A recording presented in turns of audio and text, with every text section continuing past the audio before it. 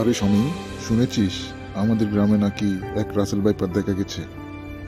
আরে হ্যাঁ, শুনেছি। নামটা শুনলে কেমন জানি মনটা কেঁপে ওঠে বেটা। আমার তো মনে হয় আমাদের গ্রামটা সাপের রাজত্ব হয়ে গেছে। তুই কি এখন সাপের ভয় পাচ্ছিস বেটা? আর বলিস না ভাই, খুবই ভয়ে আছি সাপটা যদি বিছানায় চলে আসে।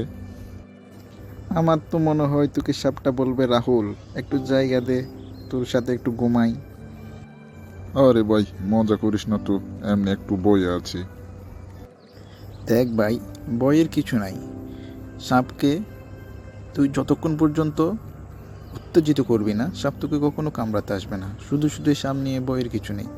আর আশেপাশে অনেক সাপ আছে, যে সাপগুলো রাসেল ভাইপার দেখলেই চলে যায়।